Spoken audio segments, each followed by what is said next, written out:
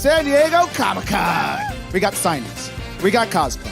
We got Marvel artists teaching how to draw. And of course, one of my absolute favorite things, free stuff. We got to give away everything that's still in the back. Does anybody want this? All right. Groot. I am Groot. Does anybody want this? How about this Spider-X costume from Jazzwares? Amazing.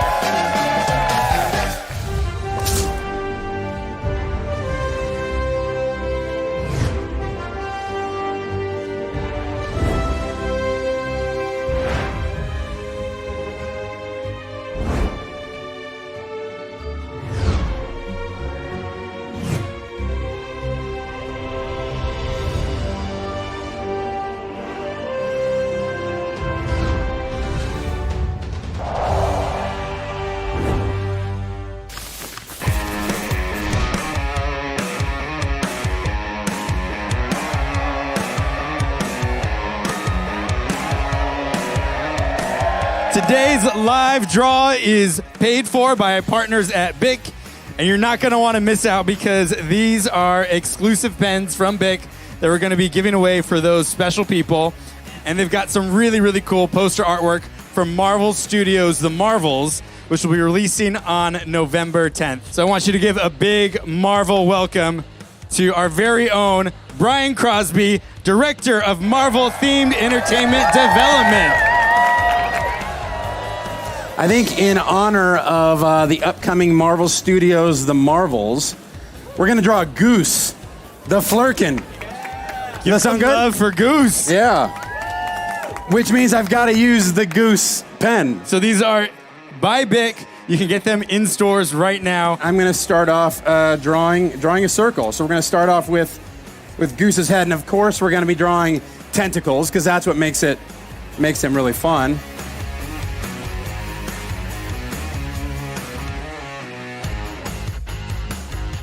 These big markers, these are gray, these permanent markers, and I'm going to do a kind of a hard outline around the outside. One of the keys to creating a great Marvel character, I think, is having that iconic silhouette. So I'm just adding a little bit of cosmic atmosphere here. Okay, I think we're pretty close. You got to put your name down in the corner. So I'm going to put mine right here, and boom, there you have it.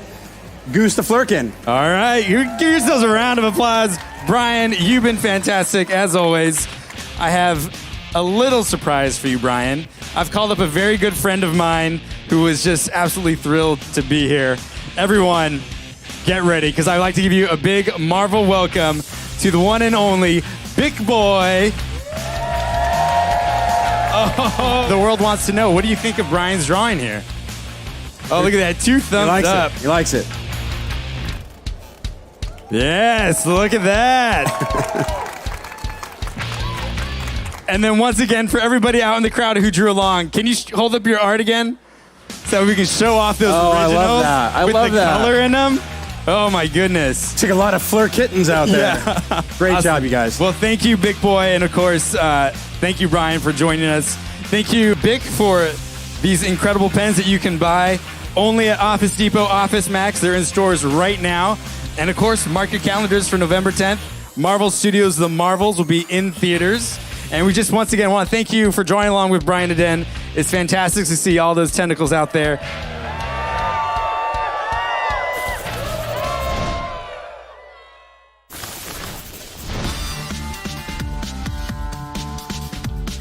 Let's bring them up on stage right now to join me. First up, we've got one of the writers, Colin Kelly. Co-writer, Jackson Lanzing. And cover artist, Marco Cacchetto. Colin, Jackson, you guys have been writing Guardians of the Galaxy now for a little while. Yes, sir. It's been super fun. Issue 4, I think, was the most recent issue. It was. Not an issue I would describe as super fun, though. But- Very sad. Loved it. Tell us what's going on with Guardians of the Galaxy. Sure. So 1 year ago in Guardians continuity, something terrible happened to the Guardians of the Galaxy and resulted in an effort now, the existence of this entity that they are referring to as Grootfall, an entity that is moving across known space and is hitting planets, terraforming them into Groot, and seemingly killing everything on the planet and just turning it into Groot. And as the Guardians kind of face the fact that it seems that their friend has turned so bad, they've been faced with their own confrontation of disaster, pain, grief, and also fun, because the Guardians are nothing if not fun. But they are out here on the frontier of space in the manifold territories, trying to stop whatever this Grootfall is from doing more damage to space. Oh, and did we mention it's a Western? It's a Western. It's also a Western. It's also a Western. Marco, you've drawn the Guardians before. How much fun is it to draw this sort of Western style for these characters? Sorry, I speak in Italian because my English is not so good. So I have my friend that I'll provide translation. When they asked me to join and collaborate in this sort of project with this kind of Western setup, I immediately said yes, because I love the Guardians and I also love this kind of Western and environment. So it's been a pleasure. And You've been writing comics together for quite a while now. So we do call ourselves the Hive Mind. We've been writing together for almost 15 years now, and what we do with every story is we kind of just split it down the half. If you find characters that you do love, that's great, but you can't only write the characters that you love. It would be really frustrating if I was in the middle of a scene and I was like, well, I gotta wait for all the Nebula dialogue because Colin's the only one who gets to write Nebula. Like, that would be a disaster. It wouldn't work out well. What's your favorite character to draw on this when you're putting a piece like this together, which has kind of multiple versions of our heroes? so my favorite one to draw is Gamora, because this design is amazing. This cover was kind of a suicide, because it was very difficult to match two different versions of costume on the same cover for two characters. I feel like this cover is like a really good encapsulation of the suicide mission we all went on by taking Guardians, which was to take the extremely beloved Al Ewing run that we loved and that has such incredible designs and set this really like optimistic, positive tone for the Guardians. And then our run is coming in and being like, what if that got really, really sad?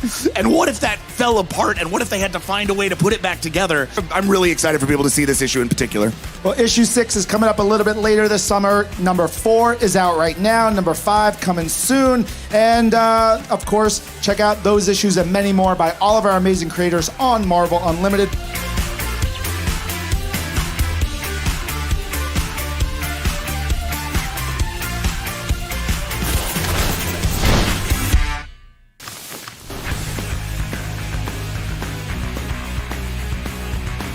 Surprise! Hey, it's me, Langston. I was hiding back there, and you know who else loves to hide in plain sight? Marvel's green shape-shifting alien race, the Skrulls. So I'm asking the Marvel faithful which Marvel character they would hate to find out is a Skrull.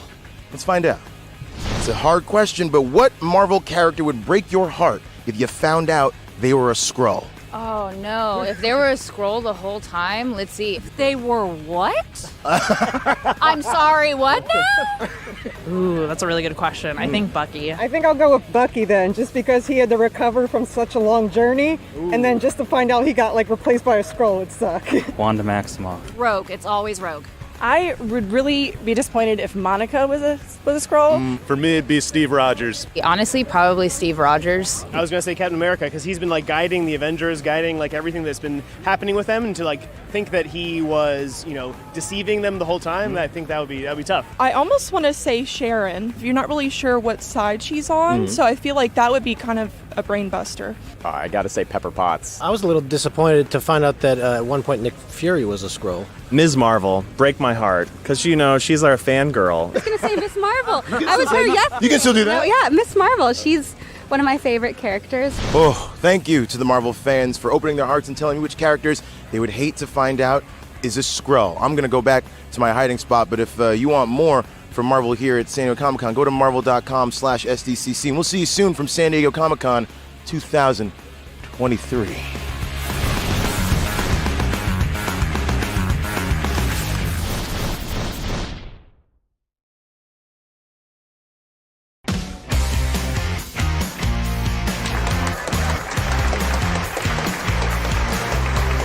First up, Charlie Jane Anders.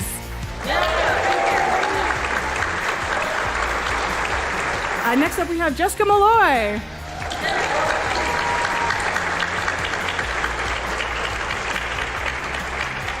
Melissa Flores, come on up.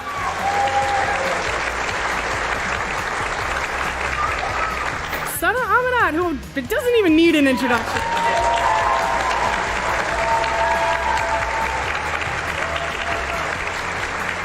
Jody Hauser, everyone.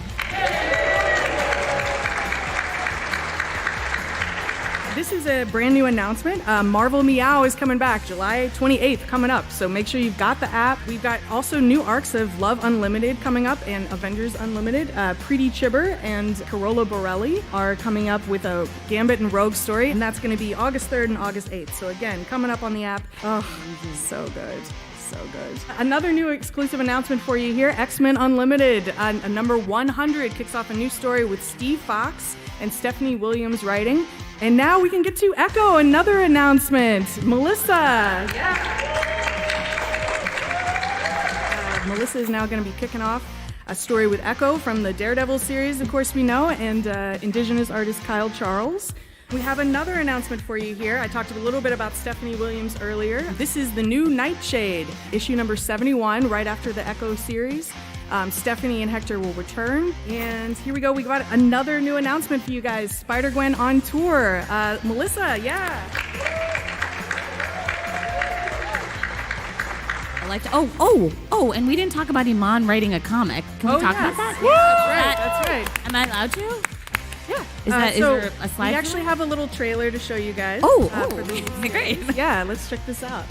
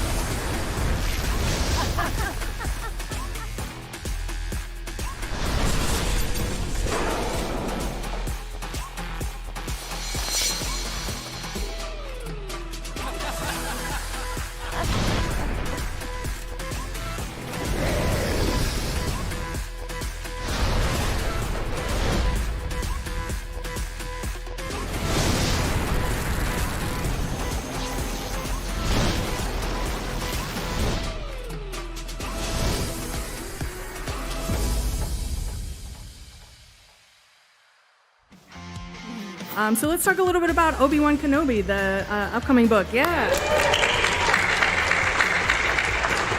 Well, we've got an exclusive cover reveal here. This is the never-before-seen cover to issue number 3 by Phil Noto. Oh, yeah. Phil, man, he's so good. This was awesome. Thank you, guys. We love you. Thank you. We couldn't do this without you.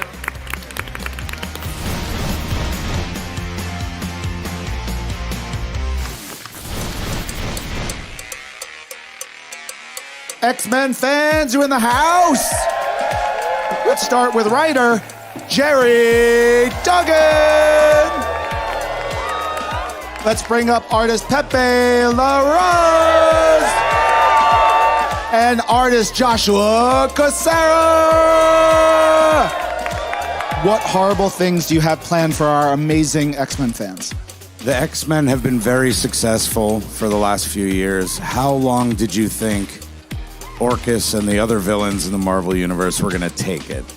It is the Wheel of Fortune turns, and even though some really difficult, terrible things might happen to some of your favorite mutants, I promise you, it will look beautiful. You will not be able to look away at the horror that we are serving up.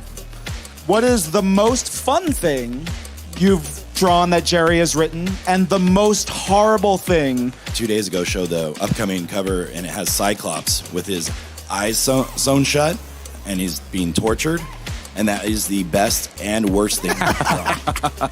I remember I drew for you like a 3-headed badger, which is an animal drinking a glass of wine. Yes. Which is kind of my pinnacle in comics right now. It's one of the best things I draw, and at the same time it was like okay, I can believe they pay me for doing this. So it's okay. Jerry, what has been your favorite character to write throughout your time on the X-Men here? Sync has been a real revelation for me after what Jonathan and Nasrar did in their 2-story in the Vault. I think that's will stand as tall as Days of Future Past or any of the great Marvel X-Men stories. For Pepe and then Joshua, what really is you've just been so excited to draw during these last couple of years? I mean, I love drawing Forge's mustache over and over. Yes! To create these guys, to develop the characters and try to do something completely new and instantly recognizable is magic. What's coming up in the pages of X-Men? Dr. Doom has trapped some mutants in Latveria, so there's the X-Men of Doom that's coming up later this year. The events of the Hellfire Gala are the kickoff of a long emergency in the Marvel Universe. Their world completely spins out in a really fun way. I want everybody to check out Jerry, Joshua, and Pepe's work all across the amazing Marvel comics. Check it out on Marvel Unlimited. Let's do this, everybody!